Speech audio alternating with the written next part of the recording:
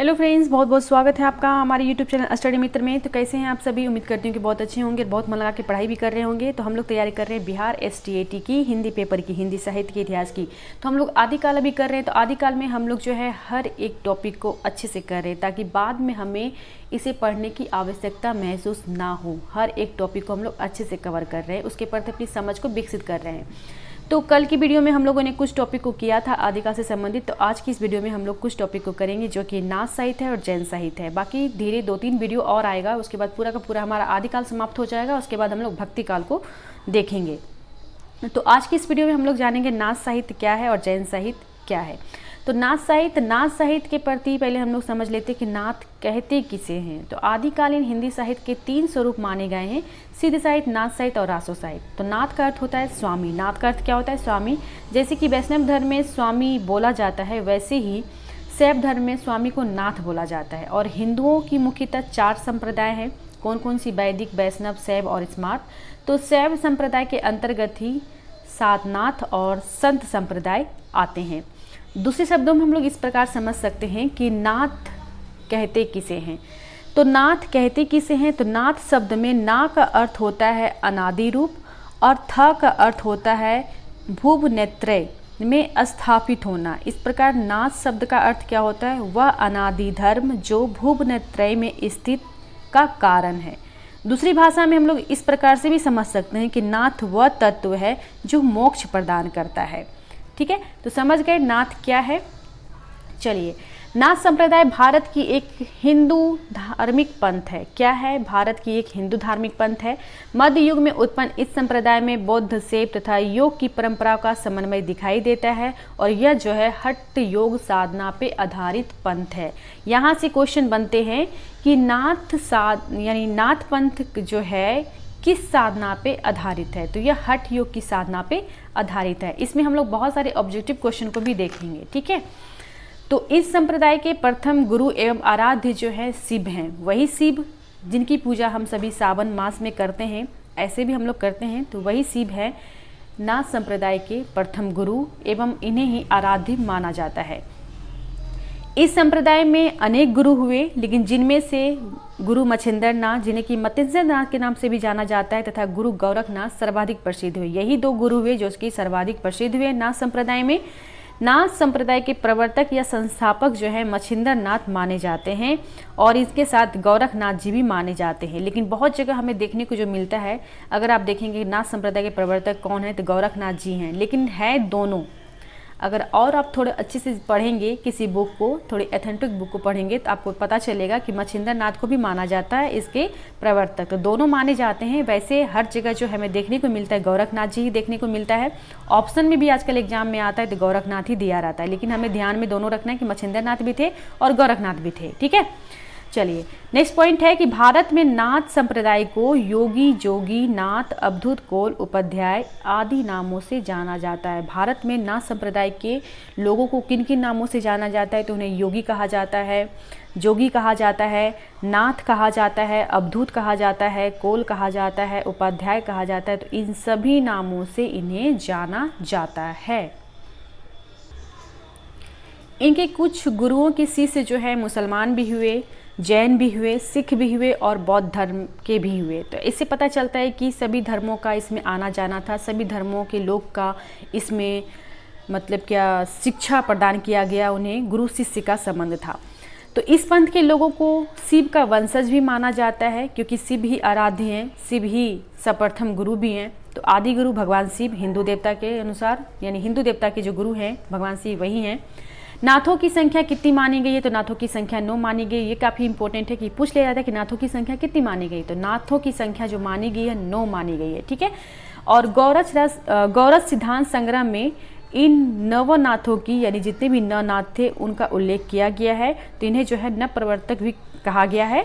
तो जो 9 नाथ जो इसमें दिए गए हैं, जिनका नाम का उल्लेख हमें पता चलता है, 9 नाथ कौन कौन से थे, तो गौरच सिद्धांत संग्रह में ही हमें पता चलता है। अगर आपसे ये पूछा जाए कि नवनाथ, इन्हें नवनाथ भी कहा जाता है इन्हें, तो ये भी आप ध्यान में रखेंगे। 9 नाथ जो थे उनके बारे में हमें जानकारियाँ मिलती हैं। तो कौन से ग्रंथ में हमें जानकारियाँ मिलती हैं, कौन से संग्रह में मिलती हैं? तो गौरच सिद्धांत संग्रह में या गौरथ सिद्धांत ग्रंथ में हमें देखने को मिलते हैं। कौन कौन से हैं? नागार्जुन हैं, जड़ भारत हैं, हरिश्चंद्र हैं, सत्यनाथ हैं, भीमनाथ हैं, गौरक्षनाथ हैं, चरपटनाथ हैं, जलंधर नाथ हैं और मलयान जो है। ये नवनाथ जो हैं यही नौनाथ हैं और इन्हीं के बारे में हमें जानकारियाँ कहाँ से मिलती है? तो गौरथ सिद्धांत संग्रह में पता चलता है। गोरखनाथ का नाथ पंथ बौद्धों की ब्रजयान शाखा से निकला हुआ माना जाता है। कई बार ये भी क्वेश्चन पूछ लिया जाता है कि नाथ पंथ कहाँ से निकला हुआ है, तो बौद्धों की ब्रजयान शाखा से ये निकला हुआ है, या फिर बौद्धों की ब्रजयान शाखा से नाथ पंथ की उत्पत्ति मानी जाती है। गोरखनाथ ने पतंजलि के उच्च लक्ष्य ईश्वर प्राप्ति को लेकर हठ योग का प्रवर्तन किया। गोरखनाथ ने हठ योग का प्रवर्तन किया। किसने किया हठ योग का प्रवर्तन? तो गोरखनाथ ने किया। किससे प्रभावित होकर किया? तो पतंजलि के उच्च लक्ष्य ईश्वर प्राप्ति को लेकर उसी से उन्होंने प्रभावित हुआ। यानी पतंजलि के उच्च लक्ष्य जो बताया जाता है, ईश्वर प्राप्ति के जो साधन बताए जाते हैं, उन्हीं से ये काफ़ी प्रभावित थे और इसी से प्रभावित होकर उन्होंने हठ योग का प्रवर्तन भी किया, स्थापित भी किया। ठीक है। सिद्धों की वाम मार्गी भोग प्रधान योग साधना की प्रतिक्रिया के रूप में आदिकाल में नाथ पंथियों की हठ योग साधना आरंभ हुई। जहाँ जहाँ मुझे इंपॉर्टेंट लगेगा, जो लगेगा कि एग्जाम में पूछे जा सकते हैं, जो कि पूछा गया है, वहाँ मैं बताती जाऊँगी। आप सभी हो सके तो उसको नोट भी करते जाएं। ठीक है, वीडियो को रोक के नोट भी करते जाएं। आचार्य हजारी प्रसाद द्विवेदी के अनुसार जो है नाथ पंथ या नाथ संप्रदाय के सिद्ध मत, सिद्ध मार्ग, योग संप्रदाय, अवधूत मत एवं अवधूत संप्रदाय नाम भी प्रसिद्ध हुए। इन्होंने कहा या इनके अनुसार जो है क्या है, नाथ पंथ या नाथ संप्रदाय के सिद्ध मत, सिद्ध मार्ग, योग संप्रदाय, अवधूत मत, इन सभी नाम से प्रसिद्ध हुए। ये सभी भी आपको ध्यान में रखना है। अब देखते हैं, अब आपके मन में एक सवाल भी उठ रहा होगा कि हठ योग बार बार आ रहा है, हठ योग का मतलब होता क्या है?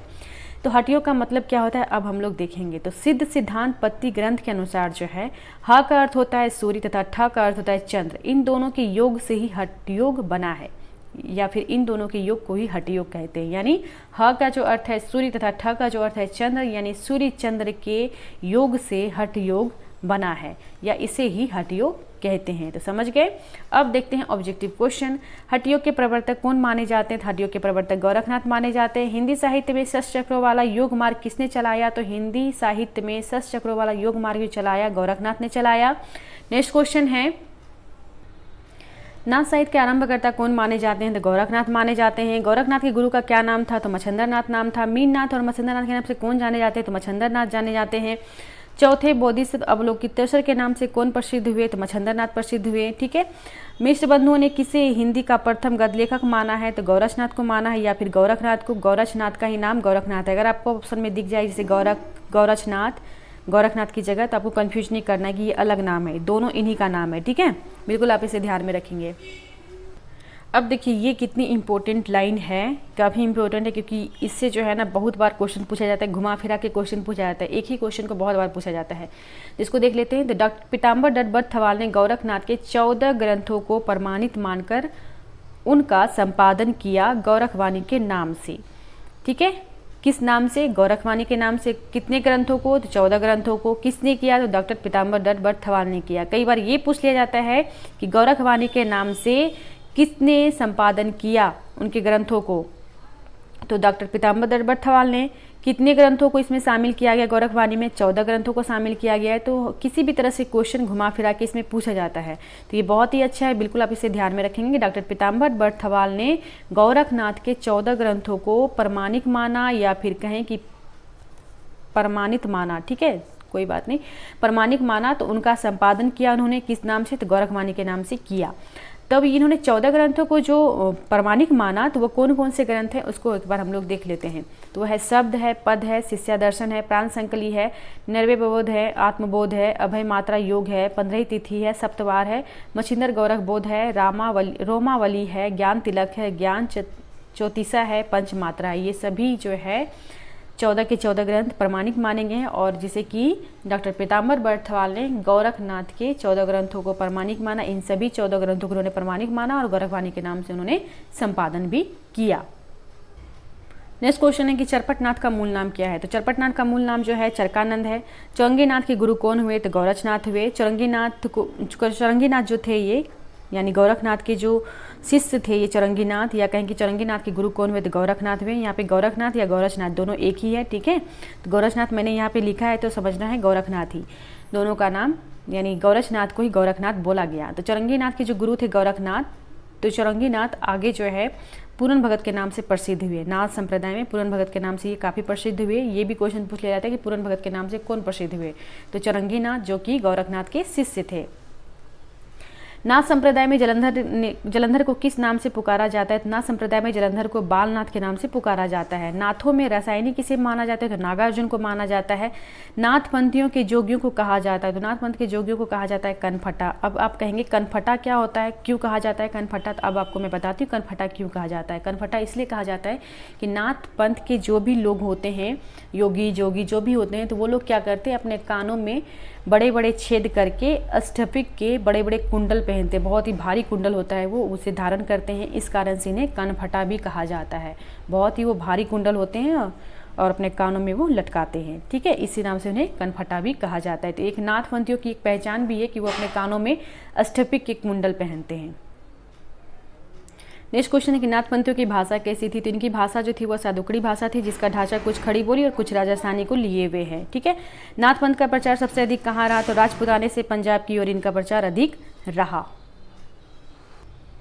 नेक्स्ट क्वेश्चन है कि नाथ साहित्य के प्रवर्तक कौन माने जाते हैं, तो गोरखनाथ माने जाते हैं, बिल्कुल आप इसे ध्यान में रखेंगे।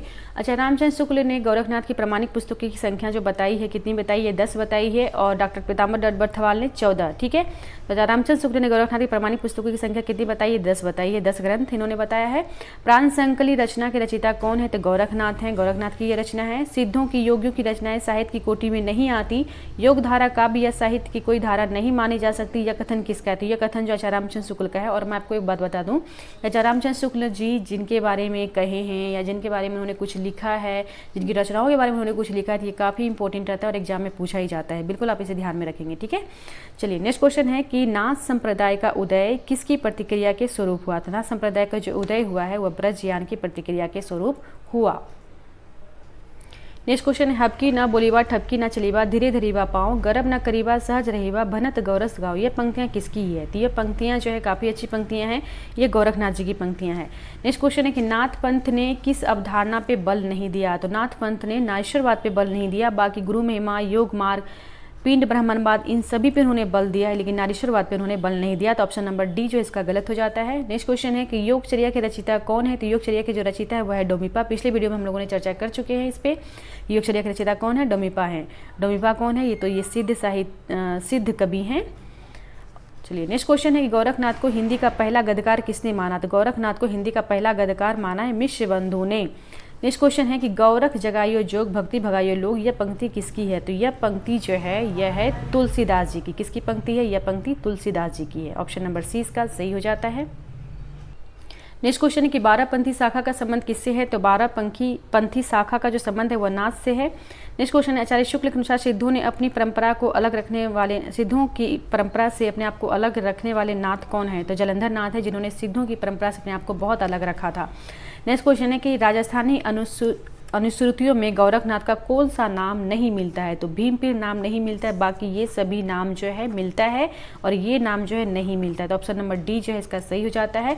नेक्स्ट क्वेश्चन है कि बौद्ध गान और दोहा का संपादन किसने किया, तो इसका संपादन हरप्रसाद शास्त्री ने किया।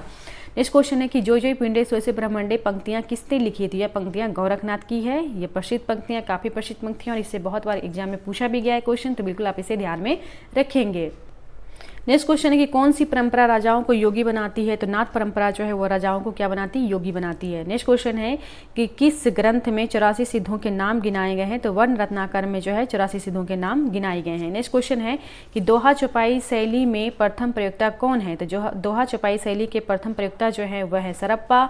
और नेक्स्ट क्वेश्चन है कि सिद्ध साहित्य में स्त्री को किस रूप में वर्णित किया गया है, तो भैरवी के रूप में वर्णित किया गया। ये भी काफ़ी अच्छा क्वेश्चन ये पूछा गया है, ठीक है। नेक्स्ट क्वेश्चन है कि सिद्धों एवं नाथों के बीच की कड़ी किसे कहा जाता है, तो सिद्धों एवं नाथों के बीच की कड़ी जो कहा जाता है मच्छिंद्र नाथ को कहा जाता है।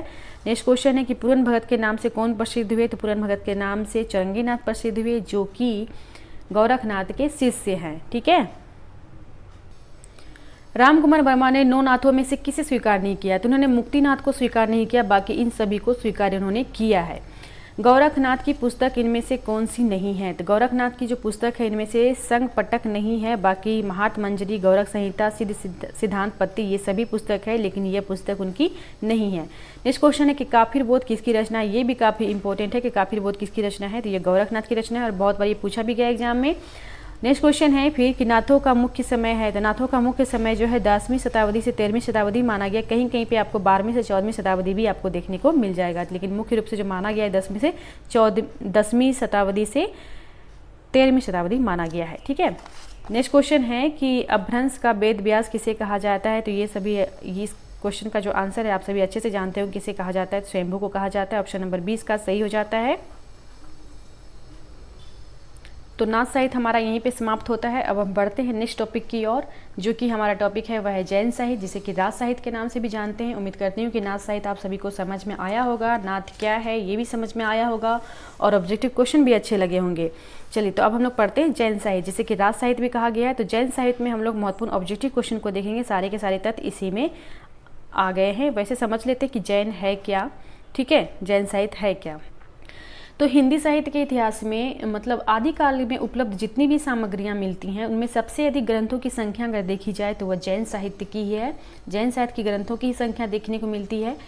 और जैन धर्म के प्रवर्तक जो माने जाते हैं आप सभी जानते होंगे अच्छे से कि कौन माने जाते हैं। महावीर स्वामी हैं, जिनका समय जो है 6वीं शताब्दी माना जाता है। और बौद्ध की तरह इन्होंने भी संसार के दुखों की ओर बहुत ध्यान दिया और सुख दुख के बंधनों पर इन्होंने जीत भी पाई, जिसे कि मतलब जिस कारण से इन्हें जिन्न भी कहा गया।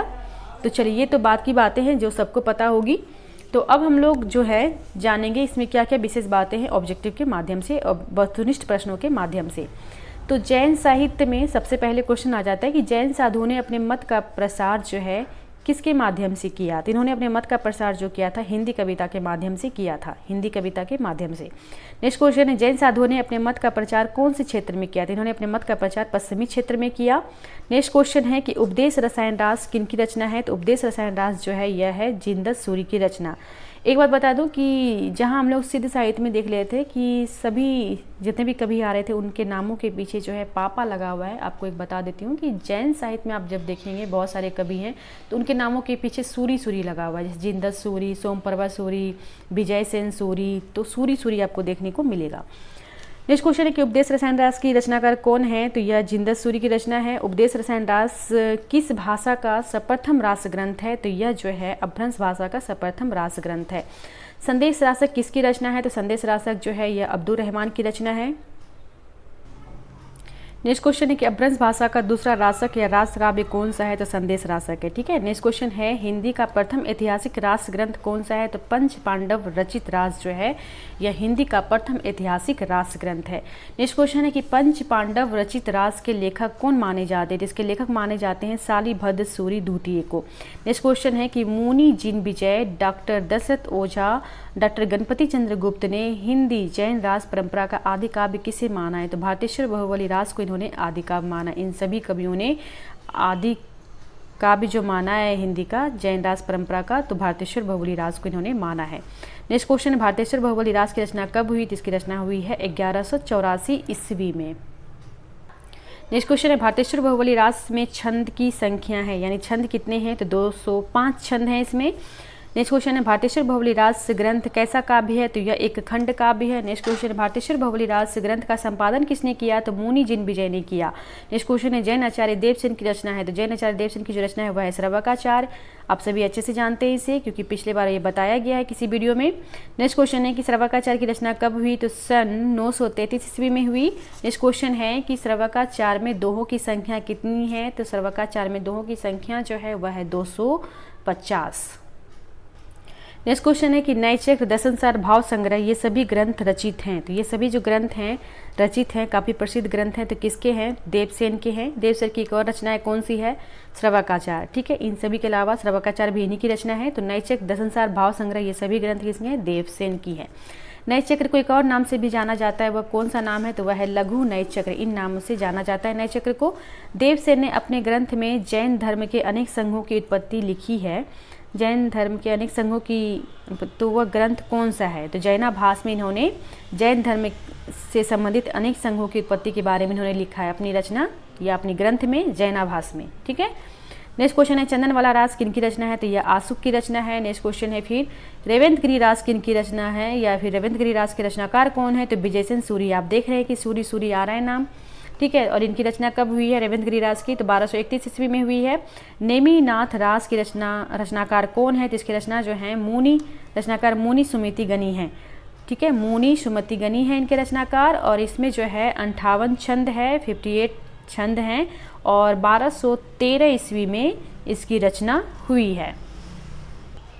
नेक्स्ट क्वेश्चन की पुराण सार किसकी रचना है? तो यह जो रचना है चंद्रमुनि की रचना है। और नेक्स्ट क्वेश्चन है फिर कुमारपाल प्रतिबोध किसकी रचना है? तो यह सोमप्रभा सूरी की रचना है। फिर क्वेश्चन है जम्बू स्वामी रासा किसकी रचना है? तो यह धर्मसूरी की रचना है। और नेक्स्ट क्वेश्चन है नेमी फाग के रचनाकार कौन है? तो नेमी फाग के जो रचनाकार हैं वह है राजशेखर सूरी। सारे के सारे क्वेश्चन काफ़ी इंपॉर्टेंट है, बहुत ही इंपॉर्टेंट। आपसे से मैं यही कहूँगी, जो हमेशा कहती हूँ कि सारे क्वेश्चनों को नोट कर ले, नहीं तो 2-3 बार वीडियो को देखिए तो आपको बिल्कुल याद हो जाएगा। ठीक है। तो ये थे आज के इस वीडियो में 2 टॉपिक। फिर नेक्स्ट वीडियो में हम लोग 2 टॉपिक करेंगे, यानी कि 2-3 वीडियो और आएगा, फिर पूरा का पूरा हमारा आदिकाल समाप्त हो जाएगा। उसके बाद हम लोग भक्ति काल की शुरुआत करेंगे। अब बहुत जल्द मैं इसे ख़त्म करने का भी कोशिश कर रही हूँ कि बहुत जल्द ख़त्म हो जाए। ठीक है। मिलते हैं अगले वीडियो में, तब तक के लिए धन्यवाद।